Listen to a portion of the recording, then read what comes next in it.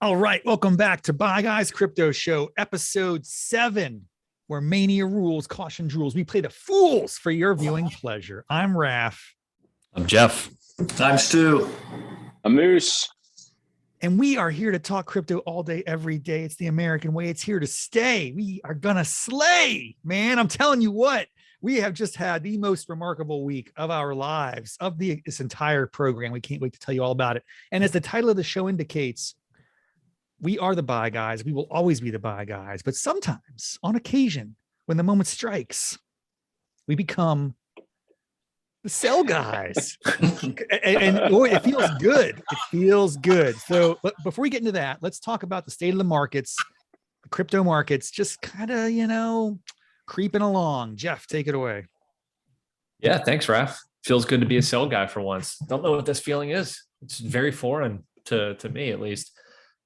Markets from last week, basically the same. Bitcoin is at 42. The market's at 2 trillion. No major movers and shakers, except for one, Cardano. Seems to be the one that's really jumped off the page recently. And I think the two sound bites that I'll share on this one were that it flipped Solana in market cap, eclipsing, 44 billion for Solana. Cardano's 50 billion market cap, and it also had more transactions and projects, or more transactions in the past month, surpassing Solana. So for what some call a ghost chain, it's just an academic project. It seems they are getting some real projects and real world utility built onto it, which is the major reason that we've seen a 26% increase just in the last 7 days. I'm happy about that. I own a fair share of it.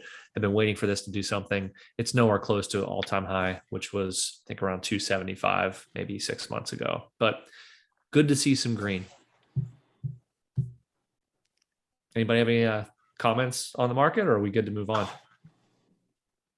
I'll just say on ADA all the way, I'm a big fan, and there's room for everybody. I'm not like a ETH killer, this soul killer, that. Look, there's plenty of functionality across all these things.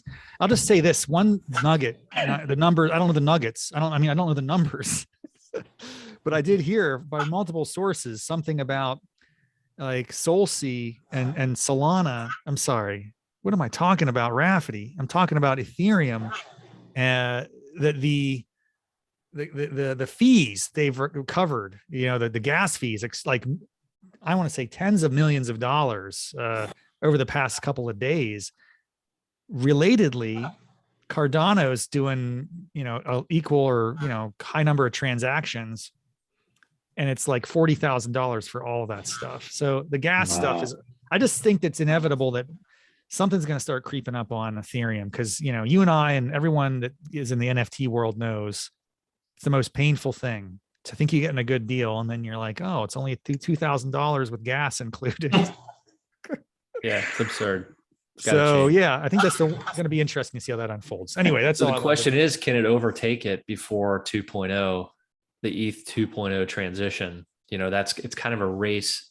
It is to a market race. share adoption, to where if they can convert sooner rather than later, they can retain the network effect they've built already.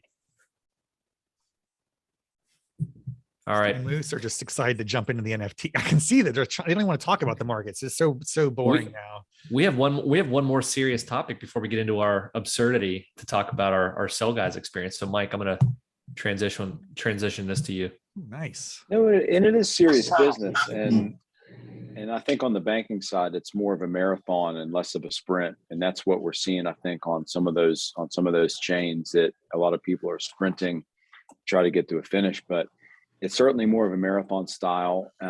Just released this morning. So the ABA, which is the American Bankers Association, this is a huge step on mass adoption. They, as an organization, they personally invested in New York Dig, which is a company that offers crypto services to other banks and financial institutions. So the ABA is actually investing dollars and cents into this organization, which is a subsidiary of a larger organization out there. But ultimately this is the steps forward. The ABA is listening to the banks across the country, banks of all sizes, small community banks to large, large regional banks and large national banks, to say, hey, our clients are saying we want these services. Can you help us? And ABA has found through this NYDIG organization, this is the one that is able to connect a lot of those dots and those missing links for the banks. So it's a step in the right direction. The ABA understands a lot of banks are going to incorporate it and they want it, and other banks don't want it, and that's okay. It's going to be an a la carte style, I think, going forward, small steps that for the banks that want it, it's going to be available, and the ones that don't, that's okay too. And the ABA is going to support both sides. So this was a huge step that happened this morning. Moose is bringing the heat, bringing the knowledge, making me optimistic about the long-term future. I do think we have some interesting feedback, which is great. Little Snoopy adult, but it's okay. We're just going to push through because that's what we do. Mm-hmm. Any other thoughts on this, Stu? I want to hear what you have to say about all this stuff, man. Well, it sounds like it might be me that's giving all the problems, but if we go back, really the first few episodes in season one, we talked about the kind of the slow progression of mass adoption, and this is just again what Moose alludes to. Is just again maybe those baby steps towards getting there. So I'll work on my end if it's me with the sound here while we continue with the good stuff. You sound good now. Yep, you sound good. But Stu, you hit it. It's mass adoption, and it's for guys like us, we can find a place to hold and retain any cryptocurrency or any asset or any NFT. But for those other folks who they have their trust in some type of other institution, who they need to go in and see some kind of brick and mortar, if you can get them to adopt into it, they're going to want to go and see who they trust. And it's not necessarily going to be someone that they've never met before online. So this is where that mass adoption slowly comes into the fold. So this is another layer that just, it helps solidify what the pathway is going forward. So I was excited. I was very excited to see that in my inbox this morning.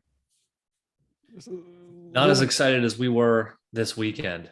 Oh yeah. Nowhere near as excited as this weekend. I think that's a great segue transition, Rob. All right, listen, people.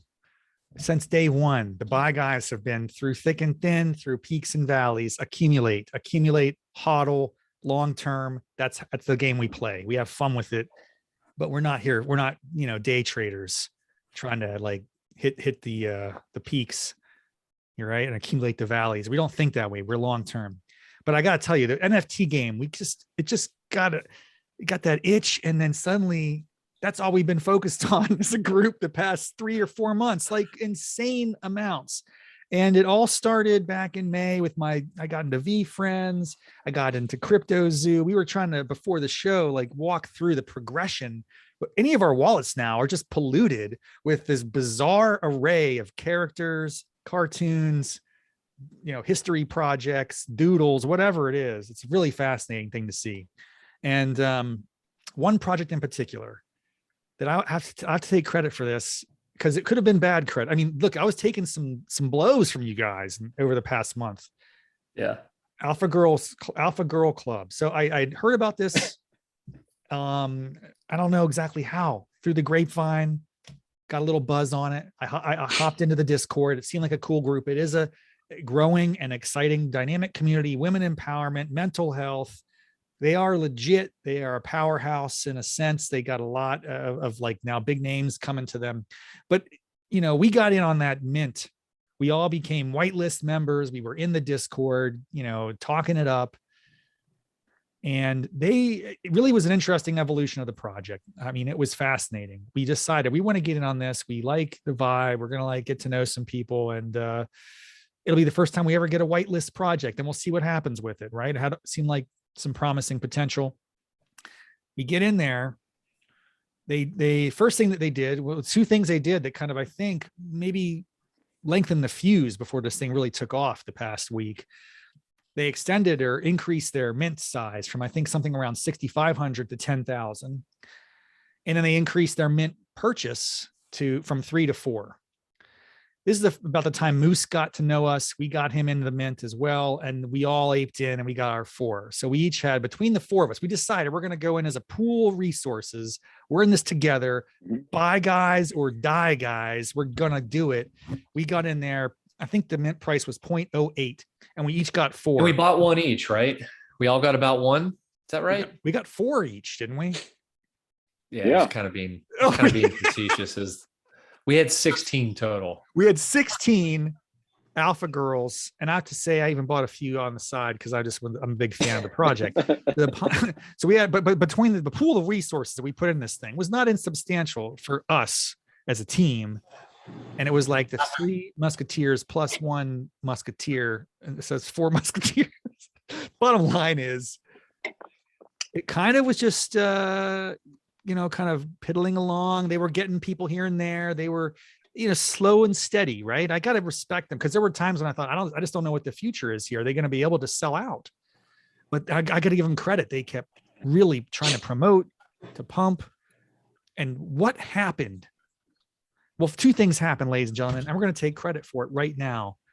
The first thing that happened is one of the buy guys, and this guy, he's on fuego. I have to tell you, on fire. He's on fire. He has the most remarkable luck on these mints. We had this one particular beauty who became very prominent in the Discord channel when the reveal happened, known as the Mango. And if you type in the Discord page, Mango, like mangoes come up all across the page. I mean, this is like a big deal. There she is. Wow. There she is. Now, who owned that? Which one of us was the fortunate puller on that? Raise your hand. Raise your hand. Yeah, I'll say I'm just thankful that the mint number moved from 3 to 4 because the first 3 that I minted, I'm not a rarity guy, but the rarity levels for the first 3 I minted averaged about 7,500. And then the 4th one that we were allowed to pull, I pulled separately like a few minutes after the first 3, and I pulled Mango, which she's, I think, a top 25, right? Top, it looks like 21, but certainly top 1%. First top 1% is really what matters in the grand scheme of things. And as folks have mentioned, she's pretty popular in the Discord. Knew she was going to get some attention. So yeah, that was a pretty good pull. We thought as long as the project has some legs to it, long term we'll be okay. We didn't necessarily know what the floor was going to be or the ceiling, but anyway, yeah, it was a good pull, very lucky pull. And what we committed to going into this was, look, we're buying this as a group, but at the end of the day, if one of us pulls something extraordinary, we're not going to hold each other back. We're not going to try to dictate and have a group vote and like decide who does what. We respect each other enough to make those decisions as adults.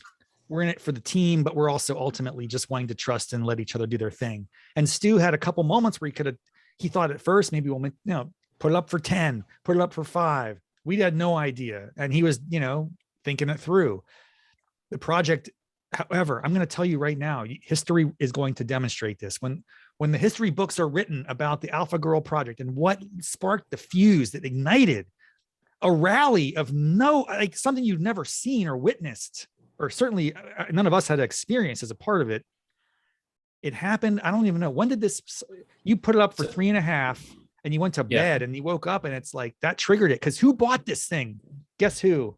I could connect the dots on this one a little bit because I don't think we found out until the wee hours of the morning. I happened to check my phone at 6:15 a.m. on a Saturday morning. Everybody else was sleeping in. And I had 3 up for sale the night before. We were dollar cost averaging out. So Stu and I had sold a few at 0.25 ETH, had a couple higher. That's a nice profit, right? That's a nice little profit. You guys from 0.08 to 0.25, you're still keeping some skin in the game.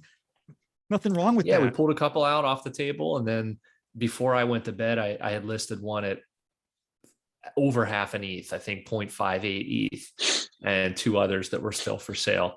Woke up in the morning and I had a notification that the one for 0.58 had sold, which told me the other 2 had probably sold. They were all gone.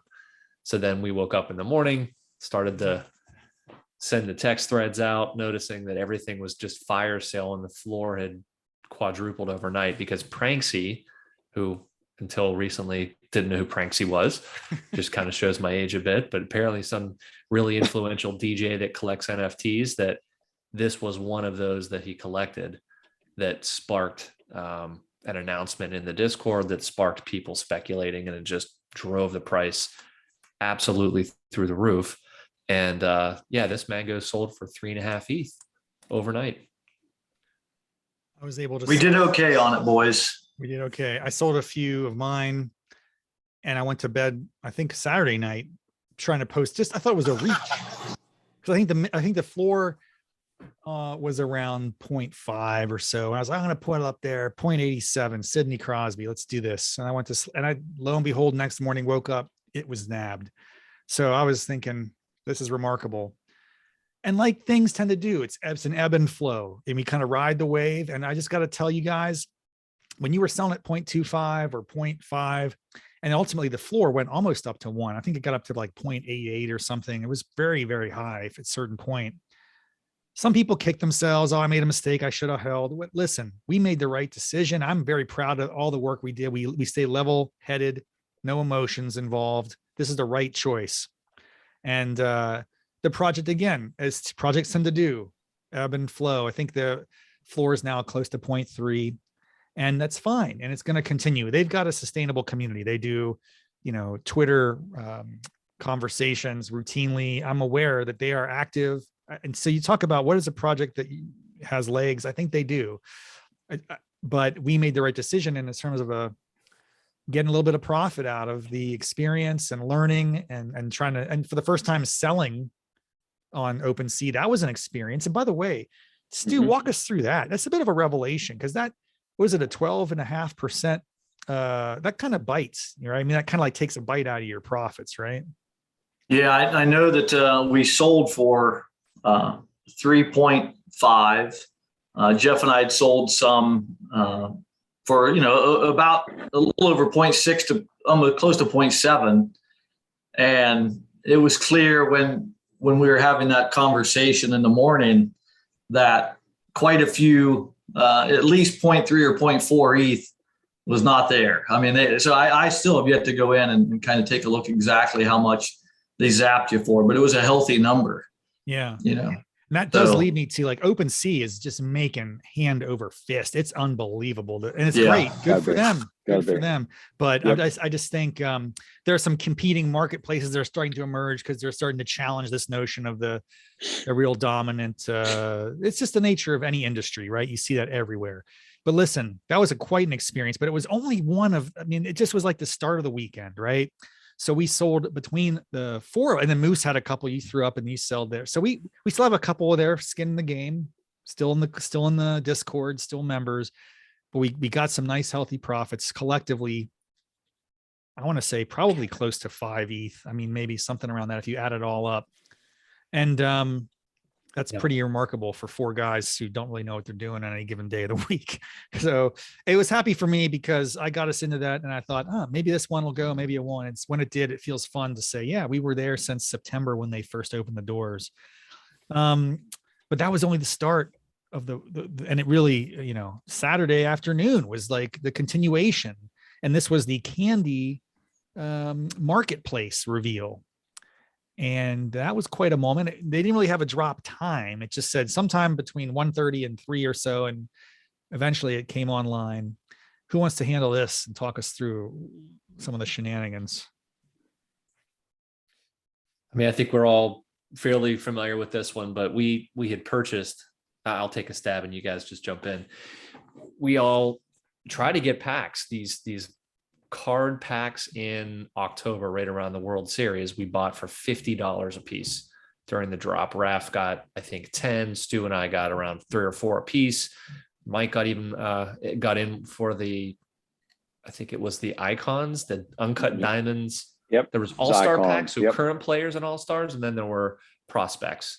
And the prospect packs, all of them were $50. You could only get 1 prospect pack per person. You could get several more, as many as you could grab before they sold out at 50 a pop. And in each pack, there were 3 cards. So we had to hold these cards, couldn't open them until the marketplace. We could open them. We were diamond hands, baby. Congratulations to us. we were so tempted. I know Stu, I mean, all of us want this. We're like, you're kids. How do you buy something and not open it? Like, that is a hard thing for me. And I was like, I'm proud of us for that, man.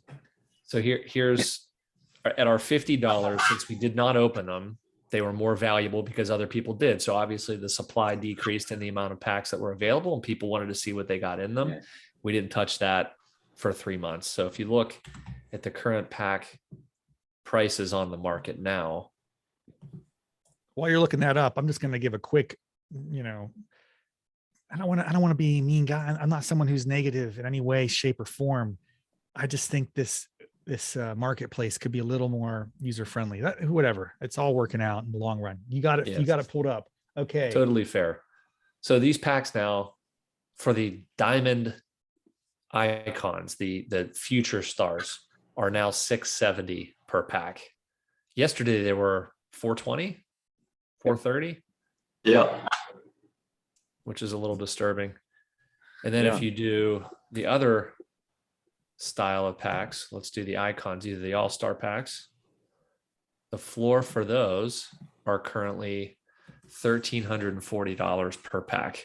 So the thing we've talked about within this group is there's a little bit of strategery and there's a calculus, and what is the right decision?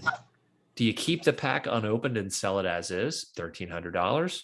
Do you open the pack, roll the dice to try to get something really rare? You only get 3 cards. 2 of them are commons. 1 is an uncommon or better. So it's you're chasing to try to get a rare card that's worth thousands of dollars. And if you hit it, it's fantastic. If you don't, you've opened a pack that's maybe now worth $300 or $400 if you get common cards. But people are holding these packs and selling them for a ton of money. So it's just an interesting experiment of what is your risk tolerance and what do you want to shoot for if you open them instead of just sell it and make the 1,300. So we all have different opinions on what the right strategy is for that, or what the right strategy is today for that. So what do you guys think? I think on Saturday morning, I was just like, I'm going down swinging, man. I remember Wally Backman, Game 7, whatever, like just watching a strike go through. I was like, it's the National League Championship. Just take a swing, take a cut. And so I was like, let's just rip it, and just like roll the dice. That's when they were about $400 or $500, maybe $600 a pack.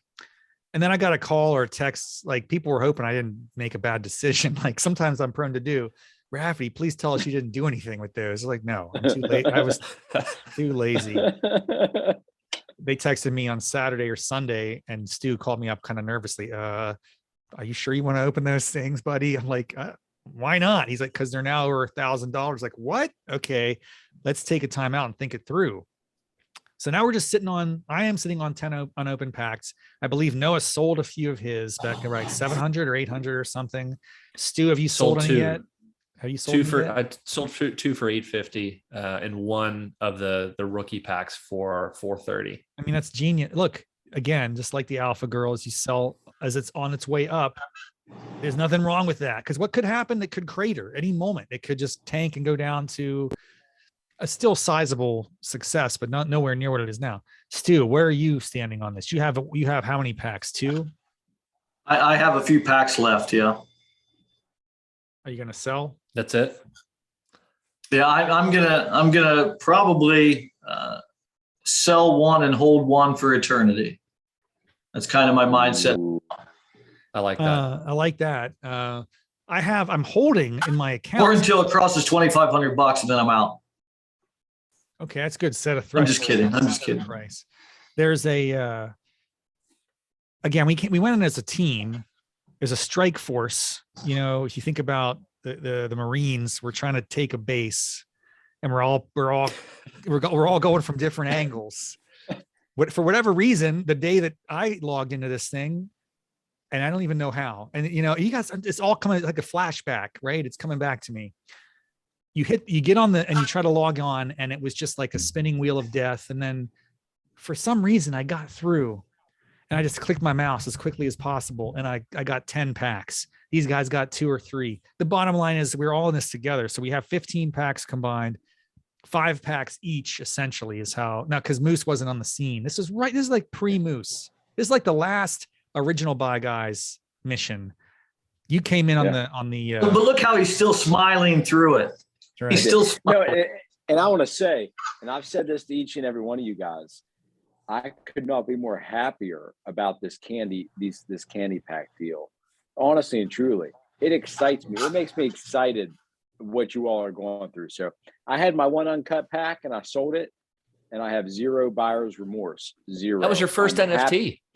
Nice. It was my first NFT. Yes, absolutely. So Rob, please continue. No, it's beautiful, man. I'm glad you made some money on it too. We each have 5. Jeff has fewer because he sold some of his. But the point is, we're going to figure this out. It gets a little complicated though, for like transactionally, they're in my wallet. How do I get them to these guys? We're going to have to there's some interesting barriers we're going to have to figure out how to overcome.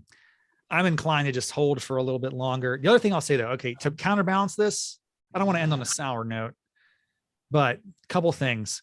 You can't package content, right? Like I was all pumped up. I have overinvested in candy, not the packs, but the garbage, like plays of the day and the World Series trophy and the World Series token. Yeah, 8 and all that crap. As a Pittsburgh Pirates guy, I thought I was going to be able to repackage and sell that to some chump in Atlanta, but they won't let me do it because I was going to bundle together the gold trophy, plays of the day, and some dumb, Atlanta Brave player. And it's like, that's 20 grand because you're the best Atlanta fan in the country. And I can't do that. So I am a little bit I don't want to say I'm in the hole because I'm up on paper, but maybe I'm thinking tonight after the show, we might have to do a secret mission to unload a few of these packs just to take some profits while it's there. You can't ever say it's a bad call. So maybe that's the choice. We'll find out. It does feel a little bit like the lottery, you got to play to win, but in crypto, you got to buy to fly. Hey, we got moon bulls. Oh shoot! Slow your roll. Slow down. That's okay. That's okay. I think I know how I'm doing this week, so we can go ahead and cut to close if you'd like. No, I was just so eager, man. I thought it was a good segue. Moon Bulls. This is the most popular part of the show. This is what everyone loves. This is what everyone skips to get to. Oh, we are in week 7. Man, time flies. I'm gonna say I can't wait to see the reveal. Pretty much same, right? Can you see it? Oh my gosh, I'm on your heels, Moose. I'm right there, baby. Oh shoot! It's and so Noah's not that close. far. Actually, no one is out of this thing. 3 weeks left. This is the tightest it's ever been. I'm telling you, season 1, after like 3 weeks, Stu was ahead and we're never looking back. This is unreal. This is close, man. This week's picks are going to be huge. So we're going to let Moose start it off. He's in the pole position. I'm sure he'll pick the one I want, and we'll go from there. Only barely. I'm not reading your minds at all, Raff. I'll make it quick. I know we're going a little late tonight. I'm going to go Avalanche tonight. I think it's down slightly more than Solana. I'm not picking Sol, Rob, so you can do it. It's up for grabs. Please take. I'm number 2. I'm just gonna make it quick too. I did a quick scan. I'm looking for things that are dipping, things that are down, but that I have faith that we're gonna bounce right back. And I'm gonna get some. Yep, choices. It's true. I'm not buying ADA. Hello, that's already actually that could be a smart move. That could be going. That could just be getting started, folks. I almost want to make a game day decision, but I'm not going to do that. We're going for none other than Matic. Yeah, I'm pulling a little left field there. It's good stuff, and it's pretty. I think it's on a discount right now. So 25 for Matic. That is my secret weapon to really take the lead on this final stretch in the last 3 weeks. All right, guys, I'm flattered. You picked 2 of the coins I've picked this season already. Just I like it. So I'm going to make mine quick as well. This is going to be a little painful, or it's going to be the same ones 2 picks, but I'm going to go Gala Games. It's at 30 cents. 0.30 has nowhere to go but up. So I'm going to ride the wave higher. And if Stu picks it, I get to stay in front of him. So Stu does not look happy. If it's fair to say it has nowhere to go but up, because since I bought it, it's done nothing but go down. So I don't know if that's necessarily true, and that's okay. It's a decent play. I'm the next 4 picks will all be the same. It's going to be either Gala or XRP. XRP, I think, is at 75 cents. I can get about 32 tokens there, bring me up to about 100. I still have a shot. If Gala actually decides that it wants to do something over the course of 10 weeks, I might have a shot. But again, since I picked it, it's decided that it's just wanted to kind of, play its own little Gala games with me. So that's okay. I'm taking XRP, 75 cents, about 32 tokens probably. So there we are. XRP for the win. Man, this is coming down the wire, folks. This is going to be a fun closeout to the season. We got a couple more episodes though. Don't get too anxious like I just did earlier. Plenty of time left. All right. I have no natural segue to talk about lottery, but it's like they say in the lottery, you got to play to win. And in crypto, you got to buy to fly to the moon, baby. All right. See you next time. Bye-bye. Now don't screw this up. All right. I think I stopped the recording. There we go.